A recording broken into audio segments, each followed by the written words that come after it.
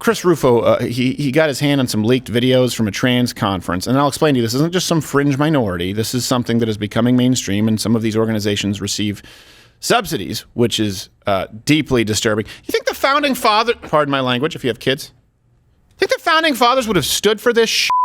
Think about the Boston Tea Party. Think about what that was. That was basically an Uber Eats processing fee for tea. You think they would be okay with subsidizing trans organizations that want to host drag shows for kids? I don't know. Some of their wigs were silly. The decolonization of gender.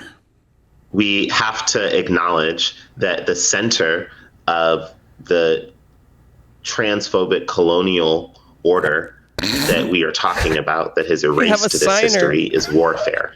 I love your sweater. And it is warfare against indigenous people. For gender, myself, it's been a constant, struggle under colonialism, not to accept and affirm myself, but to find acceptance and affirmation and understanding outside of myself. It was colonial society that influenced me to hate myself, to separate and fracture parts of my identity. Talk about because your uncle tried to kiss you at a barbecue. My reflection and how I saw myself and how that self related to everything else around me and the relationship to myself and to the land. I really see all gender dysphoria as being a product of colonialism. Ah, yes, you really look like you live off the land. Who can forget transgender gothic?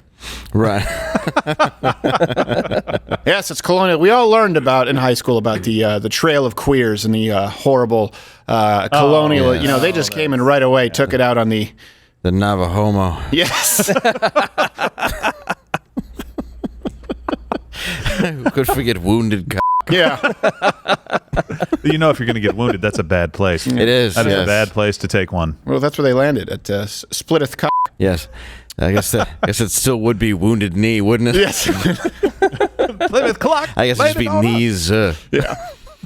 So there were groups that, by the way, were receiving funding. So they were running programs for minors, just to be clear, at this conference. And these were there were several of these groups who were receiving taxpayer funding. And these groups include, these are the actual groups, all references available at loudwithcrowder.com.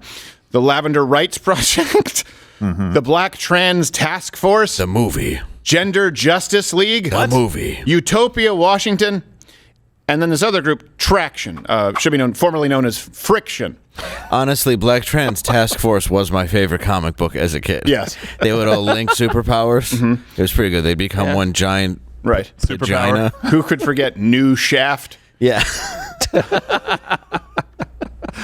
Or Ghost Shaft, the sequel. Yeah. So here's another, these activists here, they're actually blaming European colonialism for the invention of the gender binary. Okay?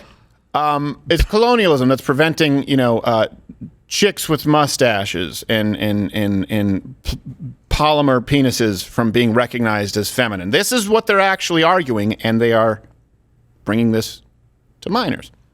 I just want to live in a world where, if I call myself a unicorn, I'd be that. And people will be well with that. I really see all gender dysphoria as being a product of colonialism. I 100%, want to still be able to look in the mirror and see every part of myself as a woman, see every part of myself as a two-spirit, trans woman, a beautiful being. My mustache, all of my facial hair, my untrimmed brows, like my fat ass, like my belly, my big dick, everything. I want to be able to see every part of myself. You're still gonna be a shallow guy about it? I want to be called non-binary, transform my whole life. No, I don't. I just want to be called Randy. Aisha. Well, which is it, Randy or Aisha? I want you to call me. Pick a lane, mommy, Wayne's character. Queen, Daddy, if I want Hated you to. it. I want Slap to me see around and people, call me my Susan. young people, when I would bring up pronouns, they would come up with Wakanda. They would come up with Pokemon Trainer. They would come up with whatever was on their heart. And I was like, that is the world I want to see, where we're calling ourselves cyborgs. We're calling ourselves whatever we Get need out of my in order antique to shop. feel good about ourselves. Like, Cyborgs, well, please tell me Skynet's falling. If there is any justice in the world, Terminator will be here soon. Give me your bike, your boots, and your dilator. Wait, do you want my pants? Are they cute? The screen I just like comes up them. with an error. He's scanning. He's like, I cannot do this. We want to identify as cyborgs. By the way, do you have any idea how racist AI is going to be? Think they would they would just wipe you out. And here's the thing: it's not enough for them to just live in this way. They say, "I want to live in the world where everyone accepts it." And they used to say that we were straw manning when we would bring up, "Look, this is not only a slippery slope, but you have some people out there who want to identify as unicorns." Like, that's just absurd. You have these people who are taxpayer subsidized, targeting the youths with. We should be allowed to be called unicorns and cyborgs. And the guy said, I want to be called something and Aisha, a guy's name on Aisha. I don't remember what- Randy and Aisha. I often confuse the two names. Yes, well, I go, Is it I was hyphenated? talking to Randy. No. Aisha. That's it. It was, you know what? It was Randy Aisha. And by the way, I love how it's toxic masculinity until a female appropriating masculine culture just lists all the stereotypes. I like my untrimmed brows, my gross mustache, my fat ass, my all these things, my big dick. Wouldn't that be toxic masculinity? Oh, because you're faking it. It's beautiful and brave. If what you're hearing sounds like insane ramblings, it's because they are. And they basically acknowledge as much. At one point, one of these presenters, again, who is receiving your tax dollars and targeting your children, this is why parents, if you put your kids in public schools, and if you do not have some kind of an ad blocker or whatever it is, cyber sitter, it's almost child abuse, because this is being pumped at them 24/7. And dare I say it, in many ways, this can be just as dangerous and corrosive as pornography. And by the way, often these kinds of conferences include pornography, if not also advocacy for pornography, because how do you groom children without it? So at one point, one of the presenters actually talks about hearing the screams of his ancestors from nature as a child, and no one says, that's crazy. For me, when I was growing up, colonialism looked a lot like, my first introduction to colonialism looked a lot like me waking up at 4 a.m, 5 a.m, every morning to sounds of my ancestors screaming from outside my window, coming from the ground, coming from the earth, and nature outside. Like waking me up to tell me that, like, hey, there's work to be done. No, those were the souls of all the bodies you buried after wearing them as a skin suit. That wasn't your ancestors. Yeah. That was the guy in the well who you give lotion to in a basket. Yeah. We also just built a pool on an Indian burial ground. Twice. We had to make multiple movies to cover it. Yeah. And it wasn't colonialist sentiment. It was just, hey, stop. Every morning at 4 a.m., I hear voices yelling outside that I need to wake up and get. They're my ancestors from the ground. Yeah. Telling me to leave. Your Honor, the TV I was rest bleeding. my case. And by the way, of course, we would never insinuate in any capacity. No. And not in general, but that this individual specifically correct might be dealing with some kind of mental issues, because it would be wrong to say so, considering that Z says the screams were what radicalized Z, because it was the screams that radicalized him, but also I should note, because the parents weren't there. So that's what really radicalized me at a very young age, amongst many other things. Hearing those screams every morning is what really radicalized me, because there were things that most other folks around me, including my mother, could not hear. And there are things that they that did not affect those individuals in the same way. Of course they don't. And I carried that. I followed those screams, into the woods as a child, my parents, didn't really like watch me very much. Didn't really watch me very much growing up. So I often wandered into the woods and was taught by my ancestors in those woods, in the forms of nature spirits, in the forms of elementals, in the forms of, natural deities and old gods. While I was out there, I was taught many things. Where are the people who, condescend to Christians and say, "Oh, you're flying spaghetti monster," even though, like, unlike hearing the screams into the woods, Jesus was a historical figure. Certainly, at the very least, whether you're a Christian or not, you have to acknowledge the fundamental changing of Western civilization due to his impact. Even virtues now that we recognize that were not virtues before Jesus Christ, like mercy and modern Christendom.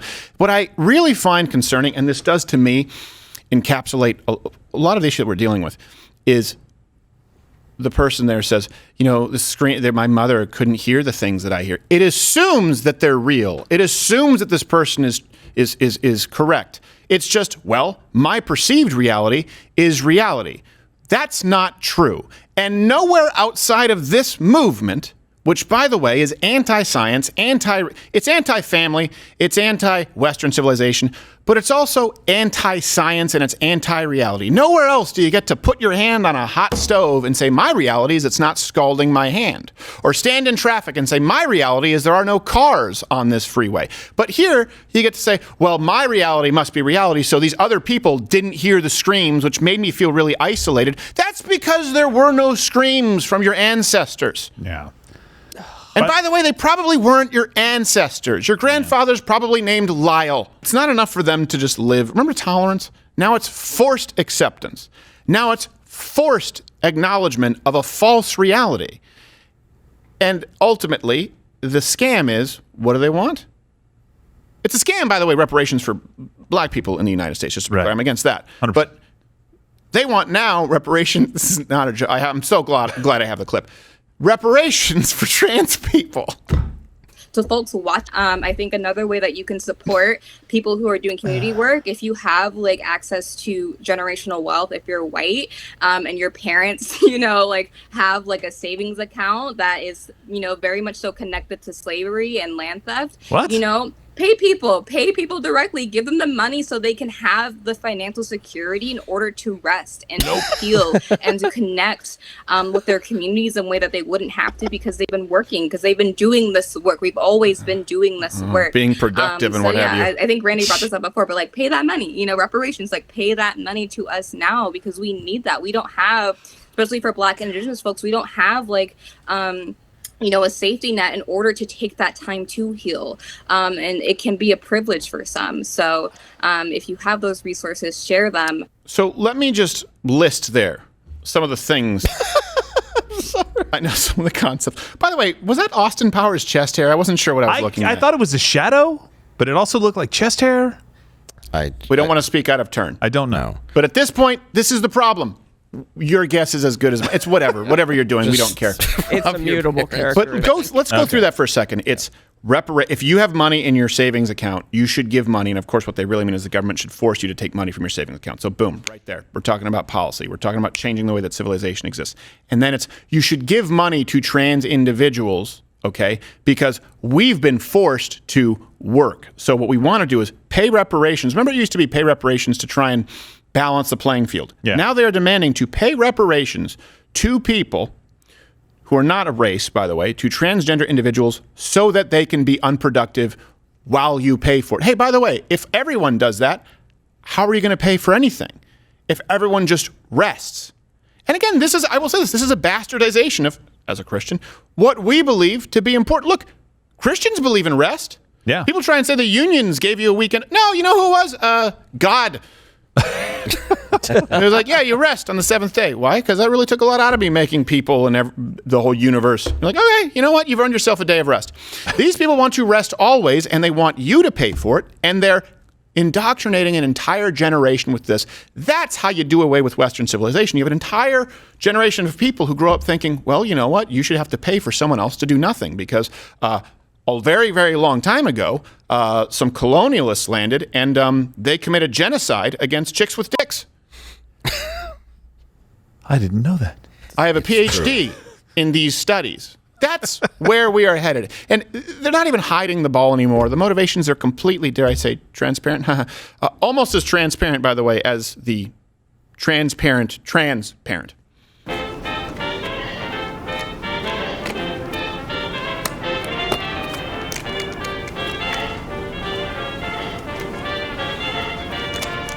Did you eat your vegetables and brush your teeth? Yes, I did. Okay, good.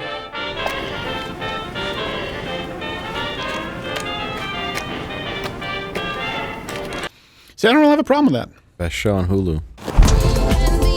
Watch Louder with Crowder live, Monday through Thursday, 10 a.m. Eastern.